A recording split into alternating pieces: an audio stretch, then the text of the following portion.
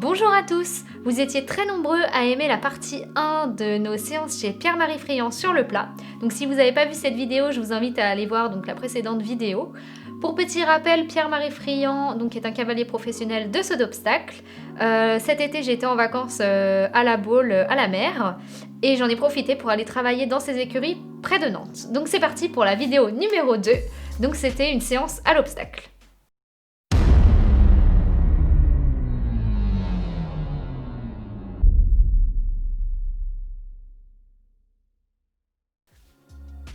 Alors comme à la première séance, nous avons débuté par un échauffement type extension d'encolure avec des rênes semi-longs, un contact très léger. Et on l'a dès le début, donc avant j'avais bien marché bien sûr, on a dès le début mobilisé Dakota sur des 8 de chiffres.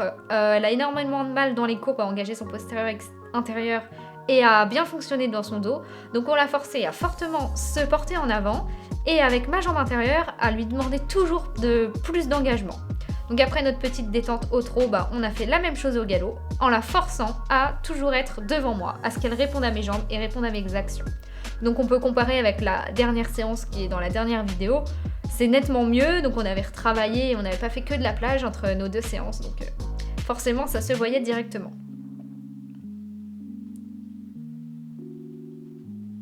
Donc là, vous avez vu dans la courbe juste avant, on voit ses épaules se décaler un peu sur ma droite. Et du coup, forcément, je perds mon galop juste derrière, je perds tout le liant, tout mon travail, du nez jusqu'à la queue. Donc c'est toujours les petits points sur lesquels on a du mal avec Dak en ce moment. Et donc voilà, après on est passé à main droite pour faire la même chose. Donc on peut voir qu'à main droite, on a eu un peu plus de difficultés. Et on fait un petit changement de pied pour voir si elle répond bien. Donc c'est pas un exercice très très bien acquis encore le changement de pied, puis on était au début de l'échauffement, donc voilà. Ils étaient pas très très précis. Donc on peut voir dans la courbe qu'elle a un peu les postérieurs à l'intérieur, souvent dans les courbes elle a le cul qui dévie à l'intérieur. Donc on y travaille toujours d'ailleurs. Et ensuite nous passons à la partie obstacle. Donc on a travaillé dans un premier temps sur un isolé sur un cercle pour veiller déjà pour qu'il nous voit sur les barres parce que la première séance on s'était concentré sur le travail sur le plat pour tout remettre bien en ordre. Donc là il a fallu voir un peu comment se débrouiller toutes les deux. Ça faisait longtemps qu'on n'avait pas sauté aussi, donc il fallait qu'elle m'écoute, un galop constant, régulier, bien au milieu de l'obstacle. Et donc ma foi le premier obstacle se passe plutôt bien. Et après j'ai oublié mon exercice, je sais pas pourquoi je vais tout droit alors qu'on devait rester sur un cercle. Donc forcément on refait.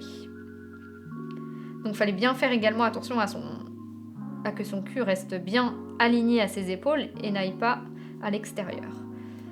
Ni à l'intérieur d'ailleurs. D'ailleurs, on voit bien à la réception que je n'ai pas assez préparé parce qu'elle réceptionne sur le pied droit. Donc comme une suite logique, vu qu'elle vient aborder à gauche, elle réceptionne sur le pied droit. Sauf que là, on travaillait sur un cercle. Donc du coup, abord pied gauche, réception pied gauche. Donc on a travaillé à veiller à ça. Donc voilà, là j'avais bien pensé à mettre mon poids à l'extérieur et à bien regarder là où j'allais, préparer ma réception et du coup ça passe mieux.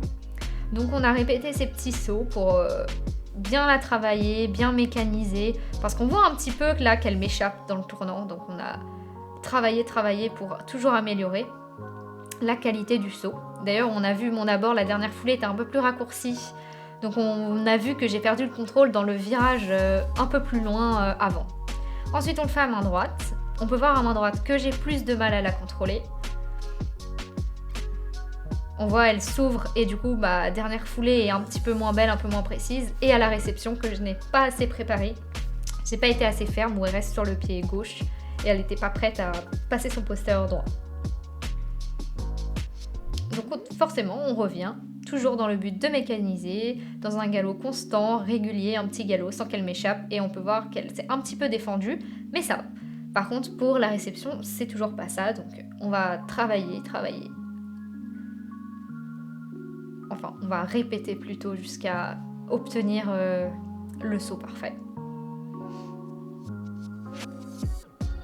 Donc là, on peut voir dans mon fonctionnement que c'est moi qui l'ai fait un peu se précipiter, donc c'est un de mes défauts que je corrige. Et comme quoi, ils sentent vraiment tout sur la selle, les chevaux, donc il faut vraiment être très très précis dans son bassin. Et je ne le suis pas assez. Donc forcément, derrière, elle m'échappe et j'ai pas la réception comme je voulais. Là, ça va un peu mieux, mais c'est toujours pas ça. Donc là, Pierre-Marie Friand m'avait dit de m'arrêter carrément derrière parce qu'elle commençait à moins m'écouter et moi je commençais à un peu m'agiter dans la barre. Donc ça n'allait pas les sauts n'allaient pas en s'améliorant, donc il fallait mieux s'arrêter derrière pour faire comprendre à la jument qu'on n'accélère pas dans la barre, on écoute. Donc là on fait un cercle pour bien préparer, avoir un galop bien constant, bien régulier, des foulées qui se répètent jusqu'au bout. Hop, là, malheureusement, moi j'avais bien fait ce que Pierre-Marie Friand m'avait dit, donc je voulais en rajouter une, et Dako elle a dit non, c'est pas celle-là que je veux. Donc du coup là on va refaire pour que Dakota m'écoute et refasse cette petite dernière foulée, cette foulée qui lui permet de bien s'articuler dans le saut, de bien faire un saut arrondi, voilà, un saut arrondi, bon. Ça manque un peu de beauté, mais j'étais très concentrée sur ma réception derrière où Pierre-Marie m'a demandé de m'arrêter à un endroit précis pour vraiment qu'elle m'écoute. Et donc on répète encore pour toujours améliorer. Et voilà, elle me fait la foulée qu'on voulait et j'arrive en plus à m'arrêter derrière. Enfin, presque à m'arrêter. Donc voilà, l'obstacle c'est vraiment beaucoup de répétitions, beaucoup de travail. C'est du dressage quoi finalement, entre ces obstacles c'est du dressage. Donc on peut voir là qu'elle m'écoute vraiment de plus en plus jusqu'au bout et voilà, enfin on a le petit saut qu'on voulait, le petit saut dans le calme où carrément j'arrive à repasser au trot beaucoup plus tôt qu'avant. Et bah limite à m'arrêter, moins dans la défense. Donc on a mis une petite barre au-dessus du sous-bassement qu'on sautait à la détente. Et pareil, on continue le même exercice. Mais on peut voir que vu que ça a monté, bah, j'ai mal préparé ma réception, donc ça va qu'elle change très bien de pied derrière, mais...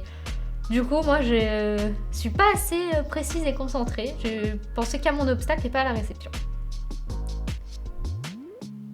Hop, donc on retravaille sur cette hauteur, puisqu'après nous allons travailler sur la ligne. Donc on a refait plusieurs fois.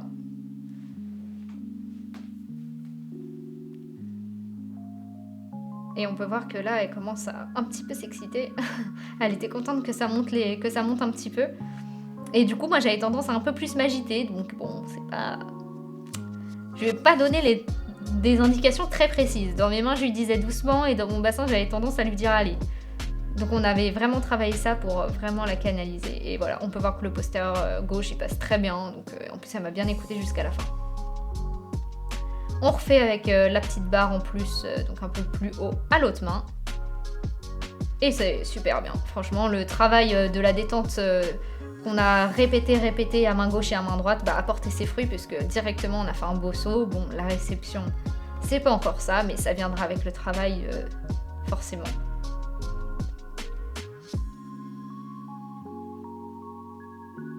Ah, là, on peut voir Madame Dako. Bon, ça, c'est les jeunes. Hein. Il n'y a pas eu grand-chose. Hein. Je crois qu'il n'y a même rien eu. Et bon, elle avait envie de sortir un peu du travail à ce moment-là. Bon, oups, un petit mauvais saut. Bon, ça arrive. J'ai un petit peu poussé et à la fin, j'ai monté mes mains. J'ai pas été très précise. Donc, merci Dako. Donc forcément, on refait. Puisque elle a rien à se reprocher. C'est vraiment moi qui ai mal fonctionné à ce moment-là. Donc on refait un petit cercle pour la préparer, puis on est reparti. Ça va que c'est une jument qui me sauve beaucoup, donc elle me pardonne tout. Hop, et là, directement, quand je m'applique, tout est bien derrière, la réception, en plus elle est à l'écoute et sur le bon pied. Et ensuite, nous passons donc à la ligne. Le but était d'avoir des foulées très régulières derrière, donc je crois qu'on était à 6 ou 7, je me rappelle plus, 6 ou 7 foulées, et le but c'était d'avoir 6 ou 7 foulées très constantes.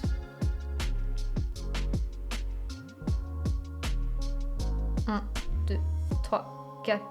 Ah oui, mince. Ce passage, ouais, Pierre-Marie m'a dit stop parce que j'ai poussé. Elle est partie d'un peu loin.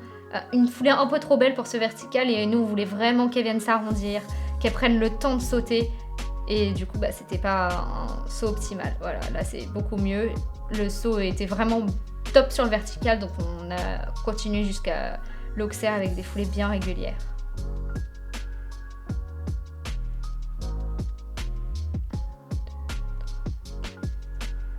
Ouais, 6 foulées.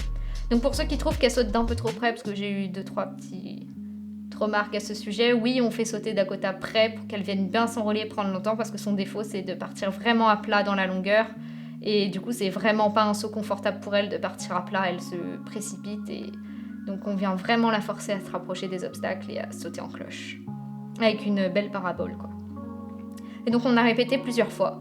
pour que vraiment on se cale avec ces 6 belles foulées qu'on répète, ces 6 belles foulées, ces 6 foulées régulières jusqu'au bout, jusqu'à l'auxerre, pour faire également un beau saut sur l'auxerre. Donc voilà, cette vidéo numéro 2 des séances chez Pierre-Marie Friand se finit sur ce beau passage sur cette ligne.